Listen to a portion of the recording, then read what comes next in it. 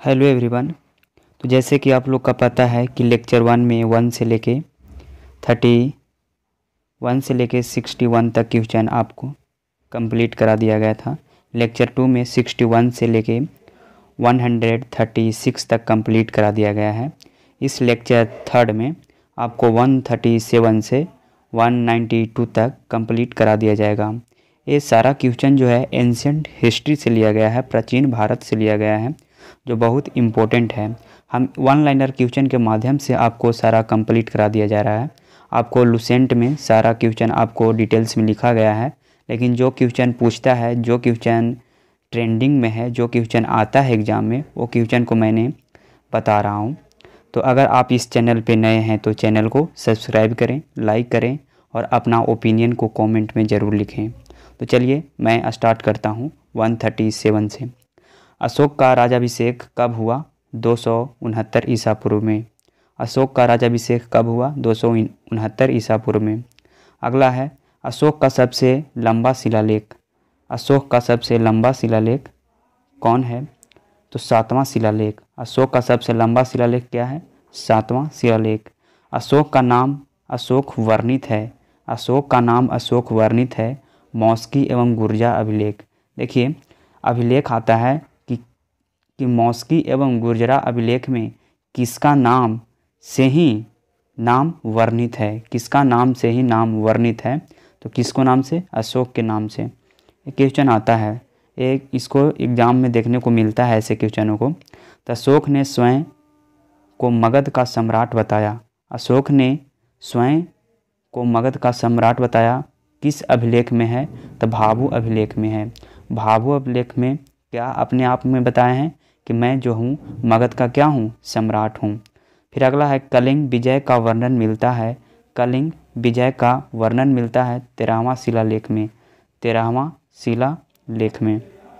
अगला है सांची का स्तूप बनवाया था अशोक ने। सांची का स्तूप किसने बनवाए थे? अशोक ने बनवाए थे। सांची का स्तूप किसने बनवाए थे? अशोक ने बनवाए थे। अगला है श्रीनगर की स्थापना की अशोक ने। श्रीनगर की स्थापना किसने की? तो अशोक ने किए हैं। अगला है अशोक के शिलालेख का खोज की थी टी फैथलर ने। टी फैथलर ने कब किए थे? 1750 ईस्वी में। 1750 ईस्वी में अशोक के शिलालेख सर्वप्रथम पढ़ा गया था। अशोक के शिलालेख को सर्वप्रथम पढ़ा गया था जेम्स प्रिंसेप ने। जेम्स प्रिंसेप ने पढ़ा था 1837 ईस्वी में। 1837 ईसा पूर्व में। अशोक की मृत्यु हुई थी 232 ईसा पूर्व में। अशोक का मृत्यु कब हुआ था? 232 ईसा पूर्व में। हरिसिंह का प्रयाग प्रशस्ति लेख जानकारी देता है। हरिसिंह का प्रयाग प्रशस्ति लेख जानकारी देता है समुद्रगुप्त का। समुद्रगुप्त का। समुद्रगुप्त का। अगला है मौर्य वंश का अंतिम शासक कौन था? मौर्य वंश का अंतिम शासक कौन था? बृहदत्त था। बृहदत्त था। बृहदत्त। बृहदत्त। बृहदत्त याद रखना है। मौर्य वंश का अंतिम शासक कौन था? बृहदत्त था। अगला है मौर्य वंश की नींव डाली थी। सबसे पहले किसने नींव डाली थी मौर्य वंश का? तो चंद्रगुप्त मौर्य ने। चंद्रगुप्त मौर्य ने। अगला है शुंग वंश का नींव डाली थी। शुंग वंश पर जो सबसे पहले नींव डाले थे वो कौन थे? पुष्यमित्र शुंग। पुष्यमित्र शुंग है। भारहुत स्तूप, देखिए बहुत इंपॉर्टेंट क्वेश्चन। भारहुत स्तूप का निर्माण करवाया था पुष्यमित्र शुंग ने। भारहुत स्तूप का निर्माण करवाया था कौन? पुष्यमित्र शुंग। और मौर्य वंश पर नींव डाली थे कौन? चंद्रगुप्त मौर्य। और शुंग वंश पर नींव डाले थे पुष्यमित्र शुंग। पुष्यमित्र शुंग। और भारहुत स्तूप का निर्माण करवाए थे कौन? पुष्यमित्र शुंग ही ने। अगला भारत में आने वाला प्रथम यवन शासक।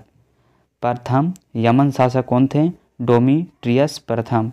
डोमिट्रियस प्रथम थे जो भारत में आने वाला प्रथम यवन शासक था। पहला है डोमिट्रियस को पराजित किया था कौन? डोमिट्रियस को पराजित किए थे पुष्यमित्र शुंग ने। पुष्यमित्र शुंग ने किनको पराजित किए थे? डोमिट्रियस को। पुष्यमित्र शुंग ने कितने अश्वमेध यज्ञ करवाए? पुष्यमित्र शुंग ने कितने अश्वमेध यज्ञ करवाए? तो 2।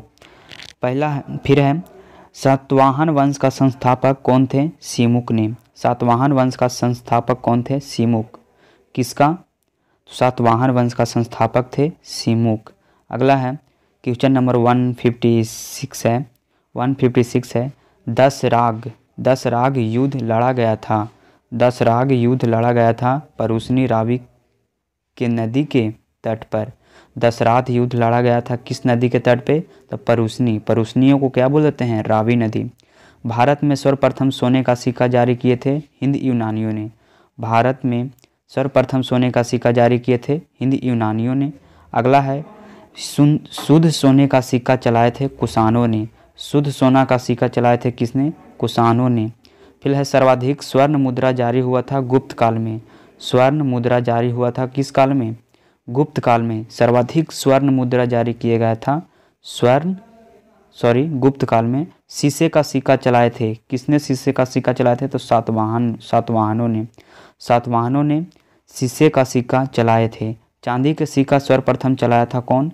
चंद्रगुप्त द्वितीय।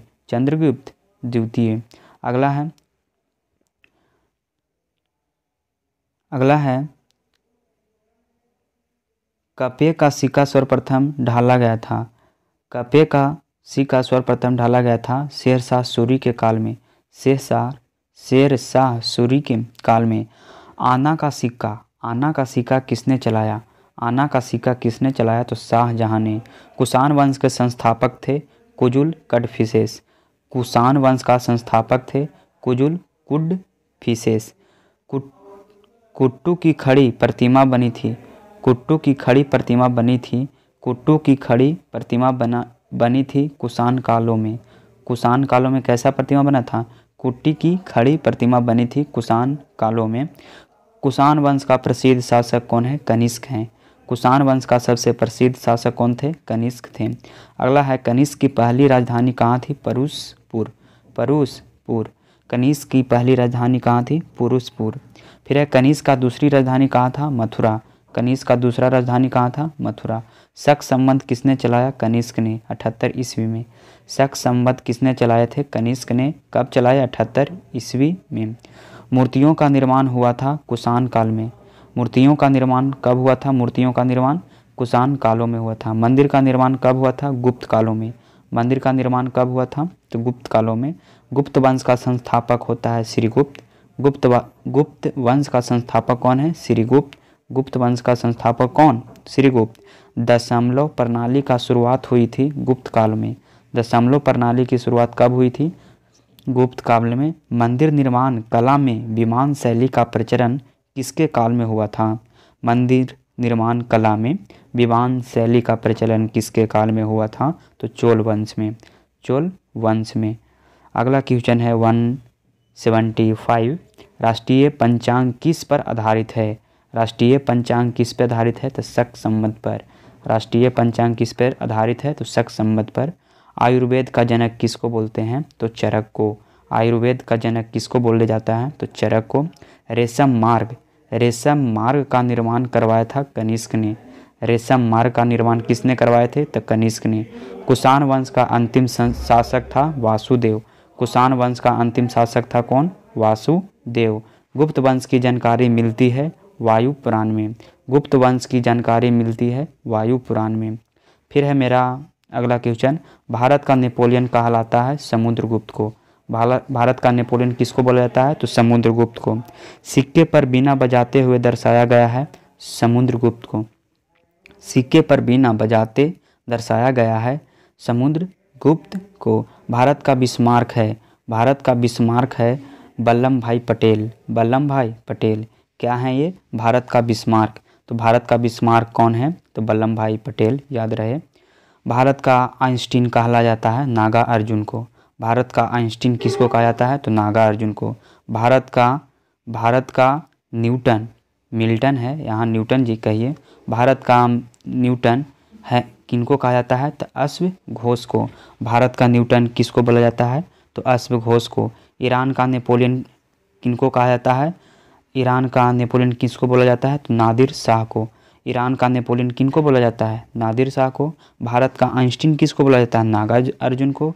आइंस्टीन नागा अर्जुन। भारत का न्यूटन अश्व घोष को। ईरान का नेपोलियन नादिर शाह को। समुद्रगुप्त की दरबारी कवि कौन थे? हरिसेन। समुद्रगुप्त के दरबारी कवि कौन थे? हरिसेन। फाहियान किसके काल में भारत आए थे? फाहियान जो है किसके शासन काल में भारत आए थे? तो चंद्रगुप्त द्वितीय के शासन काल में फाहियान जो है भारत आए थे। चंद्रगुप्त द्वितीय की दूसरी राजधानी क्या थी? उज्जैन। चंद्रगुप्त द्वितीय की दूसरी राजधानी क्या थी? उज्जैन। विक्रम संवत प्रारंभ हुआ था 58 ईस्वी में। विक्रम संवत प्रारंभ हुआ था कब? 58 ईस्वी में। अगला मेरा क्या है? गुप्तकालीन चांदी का सिक्का। गुप्तकालीन चांदी के सिक्कों को क्या बोला जाता है? रूपक। गुप्तकालीन चांदी के सिक्कों को क्या बोला जाता है? रूपक बोला जाता है। अगला है नालंदा विश्वविद्यालय का संस्थापक कौन किए थे? कुमारगुप्त ने। नालंदा विश्वविद्यालय का संस्थापक कौन किए थे? कुमारगुप्त ने। नालंदा विश्वविद्यालय को ध्वस्त किसने किया? तो बख्तियार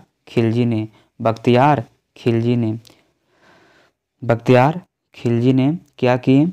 हमारे नालंदा विश्वविद्यालय को ध्वस्त करने में सफल रहे थे।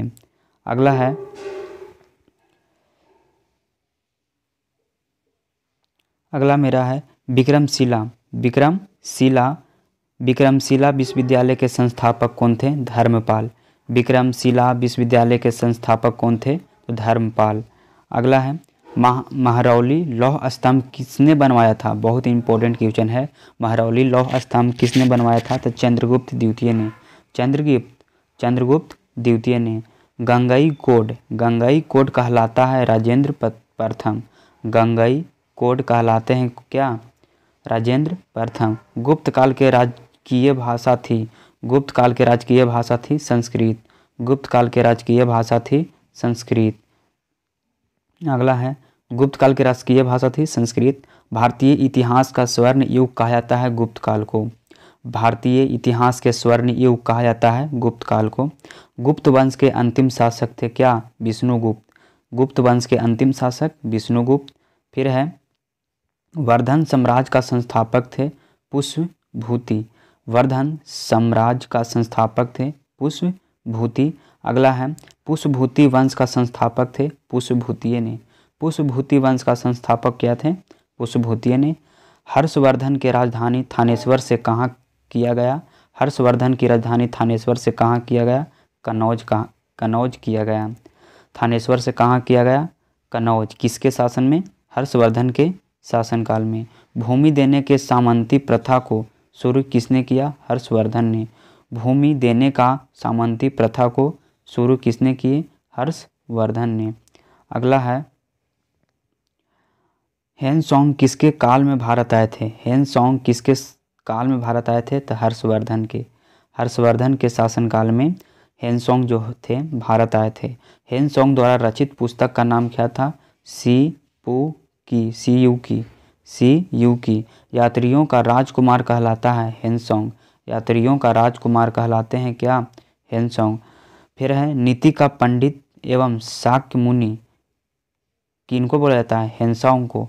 नीति का पंडित और शाक्य मुनि हेनसोंग को ही बोला जाता है। नीति का पंडित आ जाता है क्वेश्चन, ऐसे क्वेश्चन एग्जाम में आते रहते हैं। नीति का पंडित किनको बोला जाता है? तो हेनसोंग को। फिर कह देगा शाक्य मुनि किनको बोला जाता है? तो हेनसोंग को। यात्रियों का राजकुमार किसको बोला जाता है? तो हेनसोंग को। ये तीनों बहुत इंपॉर्टेंट है। हर्षवर्धन के दरबारी कवि कौन थे? वानभट्ट। हर्षवर्धन के दरबारी कवि कौन थे? वानभट्ट। हर्षवर्धन का भू राजस्व दर क्या था? 1/6। ये भी इम्पोर्टेंट है लेकिन उतना इम्पोर्टेंट नहीं है। हर्षवर्धन का भू राजस्व दर कितना है? 1/6। फिर है हर्षवर्धन को नर्मदा के तट पर किसने हराया? पुलकेशिन द्वितीय ने। हर्षवर्धन के नर्मदा के तट पर किसने हराया? पुलकेशिन द्वितीय ने। अगला मेरा लास्ट क्वेश्चन है इस सेशन का। हर्षवर्धन धार्मिक सम्मेलन कराता था। हर्षवर्धन धार्मिक सम्मेलन कराता था प्रयाग में। हर्षवर्धन धार्मिक सम्मेलन जो करते थे कहाँ करवाते थे? प्रयाग में, जो कहाँ में है? प्रयागराज में है। आज के लिए जय Hind, bye, take care, good night.